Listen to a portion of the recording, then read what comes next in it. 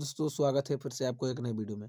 दोस्तों, आज की इस वीडियो में हम लोग पढ़ने वाले हैं सोशल साइंस का ऑब्जेक्टिव, यानी जो एग्जाम की दृष्टि से महत्वपूर्ण ऑब्जेक्टिव है, वो हम इस वीडियो में लेकर के आए हैं। दोस्तों, मेरा प्रयास रहेगा कि कम से कम समय में आप लोगों को ज़्यादा से ज़्यादा ऑब्जेक्टिव की मतलब कवर कर पाए, क्योंकि दोस्तों ऑब्जेक्टिव डबल है। अगर आप ऑब्जेक्टिव आपका अच्छा से तैयारी रहेगा तो आप एग्जाम में अच्छा नंबर उठा पाएंगे।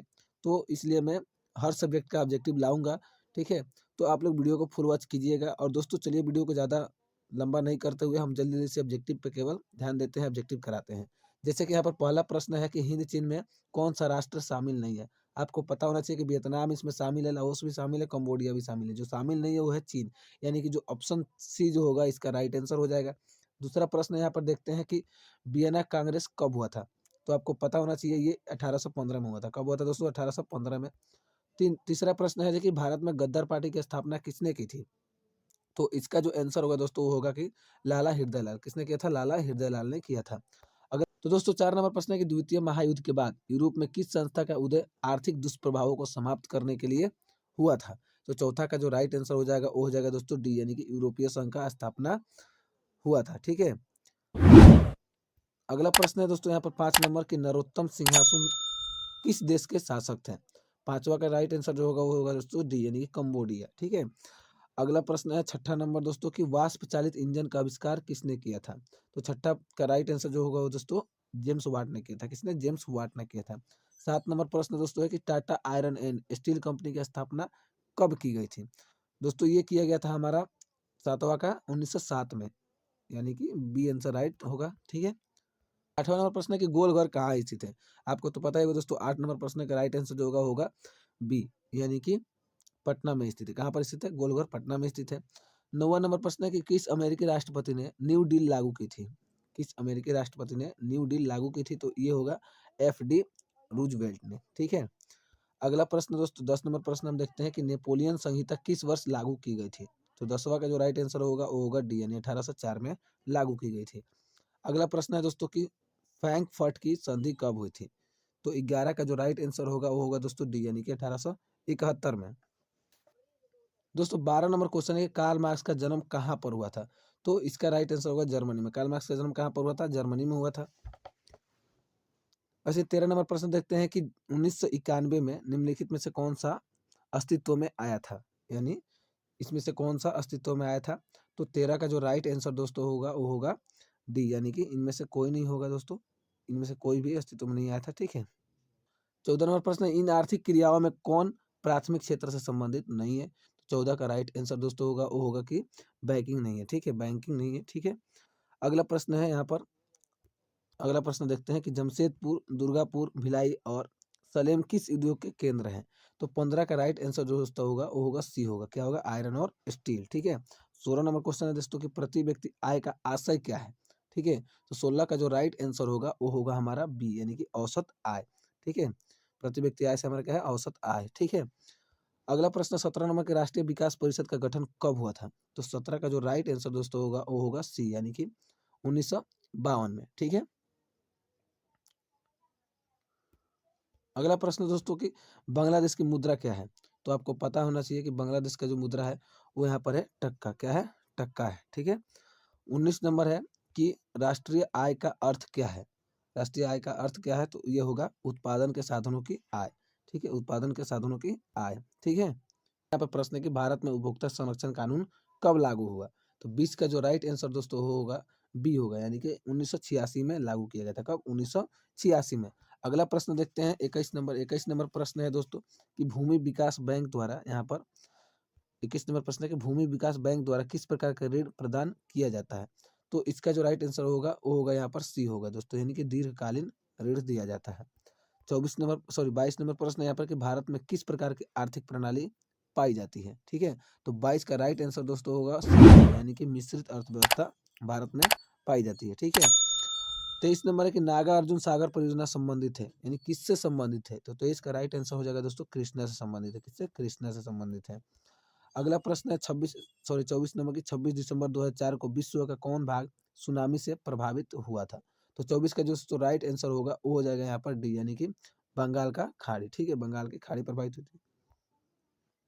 25 नंबर है कि सामान्य संचार व्यवस्था के संबंधित बाधित होने का मुख्य कारण क्या है? सामान्य संचार व्यवस्था के बाधित होने का मुख्य कारण जो है वो है दोस्तों यहाँ पर केबल का टूट जाना, केबल का टूट जाना। अगला है बाढ़ क्षति पहुंचाती है, ठीक है, कह रहा है कि बाढ़ क्षति पहुंचाती है, फसलों को भी पहुंचाती है, पशुओं को भी पहुंचाती है, भवनों को भी, यानी कि उपयुक्त सभी इसका आंसर हो जाएगा। ऑप्शन डी बिल्कुल सही है। अगला प्रश्न दोस्तों 27 नंबर यहाँ पर है कि स्वर्णिम चतुर्भुज संबंधित है, तो 27 का राइट आंसर दोस्तों होगा सड़क मार्गों से। किससे? सड़क मार्गों से, बी ऑप्शन होगा। अगला है 28 नंबर प्रश्न की बाढ़ के समय लोगों को जाना चाहिए, कहाँ पर जाना चाहिए? तो 28 का दोस्तों राइट आंसर हो जाएगा, यानी कि उच्च भूमि पर जाना चाहिए। कहाँ जाना चाहिए? सी ऑप्शन बिल्कुल सही हो जाएगा। इस नंबर है कि निम्न में से कौन क्षेत्रीय राजनीतिक दल है? तो 29 का जो राइट आंसर होगा वो होगा दोस्तों सी, यानी कि जनता दल यूनाइटेड जो है, ठीक है। अगला प्रश्न 30 नंबर की पंचायत के चुनाव कौन करवाता है? तो 30 का जो राइट आंसर होगा वो होगा सी, यानी कि राज्य चुनाव आयोग कराता है। कौन कराता है? राज्य चुनाव आयोग कराता है। 31 प्रश्न है कि भारत के किस राज्य से पंचायती राज की शुरुआत हुई थी? तो 31 का जो राइट आंसर होगा वो होगा यहाँ पे राजस्थान, यानी कि डी ऑप्शन बिल्कुल सही हो जाएगा। 32 नंबर प्रश्न देखते हैं कि वर्ष 1975 भारतीय राजनीति में किस लिए जाना जाता है? तो 32 का जो राइट आंसर होगा वो होगा सी, यानी कि देश में आंतरिक आपातकालीन लागू हुआ था। कब? 1975 में, ठीक है, इसीलिए जाना जाता है। 33 नंबर है ताड़ी विरोधी आंदोलन किस प्रांत से शुरू किया गया था? 33 का जो राइट आंसर होगा वो हो जाएगा यहाँ पर सी, आंध्र प्रदेश से शुरू किया गया था। 34 प्रश्न है यहाँ पर कि धर्म को समुदाय का मुख्य आधार कौन मानता है? धर्म को समुदाय का मुख्य आधार कौन मानता है? तो 34 का जो राइट आंसर होगा वो होगा सांप्रदायिक, ए ऑप्शन बिल्कुल सही होगा। अब 35 नंबर प्रश्न यहाँ पर है दोस्तों कि सत्ता में साझेदारी सही है क्योंकि, क्योंकि यानी 35 का जो राइट आंसर दोस्तों वो होगा यहाँ पर डी होगा, यहाँ पर नीचे दिया है। विभिन्न विभिन्न समुदायों के बीच टकराव कम करती है, ठीक है। अगला प्रश्न यानी कि 36 नंबर प्रश्न यहाँ पर है कि नेपाल में सप्तदलीय गठबंधन का मुख्य उद्देश्य क्या है? तो 36 का जो राइट आंसर होगा वो हो जाएगा दोस्तों यहाँ पर बी, क्या होगा? बी, लोकतंत्र की स्थापना करना, ठीक है। अगला है भारत में इन राज्यों में कौन कोयले का सबसे बड़ा उत्पादक राज्य है? तो इसका जो दोस्तों 37 का राइट आंसर हो जाएगा वो आप लोगों को पता होगा कि झारखंड जो है कोयले का सबसे बड़ा उत्पादक राज्य है, ठीक है। 38 नंबर प्रश्न है कि सौर ऊर्जा के उत्पादन के लिए सर्वाधिक उपयुक्त राज्य कौन सा है? तो 38 का राइट आंसर जो होगा वो होगा सी, यानी कि राजस्थान, ठीक है। अगला प्रश्न है 39 नंबर बिहार की पहली नदी घाटी परियोजना कौन है? ठीक है, 39 का जो राइट आंसर होगा कोसी नदी घाटी परियोजना, बी ऑप्शन बिल्कुल सही हो जाएगा। 40 होगा सुंदरवन टाइगर रिजर्व कहाँ है? ठीक है, तो ये है पश्चिम बंगाल में, यानी ऑप्शन ए बिल्कुल सही हो जाएगा इसका। 41 नंबर प्रश्न है कि भारत में सबसे लंबा बांध कौन सा है? तो ये तो आप लोगों को पता है, हीराकुंड बांध जो है सबसे लंबा बांध है, ठीक है। अगला प्रश्न, कौन प्राथमिक ऊर्जा का उदाहरण नहीं है? तो ये हो जाएगा विद्युत, प्राथमिक ऊर्जा का ये मतलब उदाहरण नहीं है, ठीक है। अगला प्रश्न, पूर्व मध्य रेलवे का मुख्यालय कहाँ स्थित है? तो इसका 43 का जो राइट आंसर होगा वो हो जाएगा दोस्तों हाजीपुर में स्थित है। कहाँ स्थित है? हाजीपुर में स्थित है, ठीक है। 44 नंबर प्रश्न है कि चावल है, चावल कौन सा फसल है? ठीक है, तो 44 का राइट आंसर हो जाएगा ए, यानी कि खरीफ फसल है। चावल क्या है? खरीफ फसल है। 45 नंबर प्रश्न देखते हैं कि निम्न में से कौन निजी क्षेत्र की कंपनी नहीं है? तो ये होगा सेल, ठीक है। अगला प्रश्न है 46 नंबर, कौन खनिज कोडरमा से संबंधित है? तो 46 का राइट आंसर हो जाएगा वो हो जाएगा बी, अभ्रक, ठीक है। 47 नंबर प्रश्न देखते हैं, ऑपरेशन फ्लड का दूसरा नाम क्या है? तो 47 का राइट आंसर जो होता वो होगा सी होगा, श्वेत क्रांति, ठीक है। अगला प्रश्न 48 नंबर है लीची के उत्पादन के लिए बिहार के कौन दो जिले प्रसिद्ध हैं? तो 48 का जो राइट आंसर दोस्तों होगा डी होगा, मुजफ्फरपुर और वैशाली, ये फेमस है लीची के लिए बिहार में, ठीक है। 49 है आय तथा उपभोग का अंतर है, तो 49 का राइट आंसर दोस्तों होगा सी है, बचत। आय तथा उपभोग का अंतर क्या कहलाता है? बचत कहलाता है, ठीक है।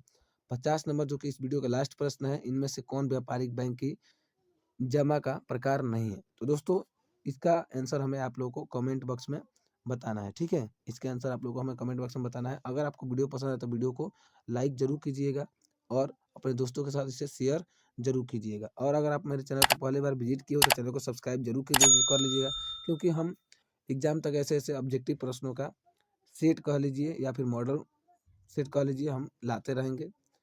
तो मिलते हैं इसके नेक्स्ट वीडियो में, तब तक के लिए जय हिंद।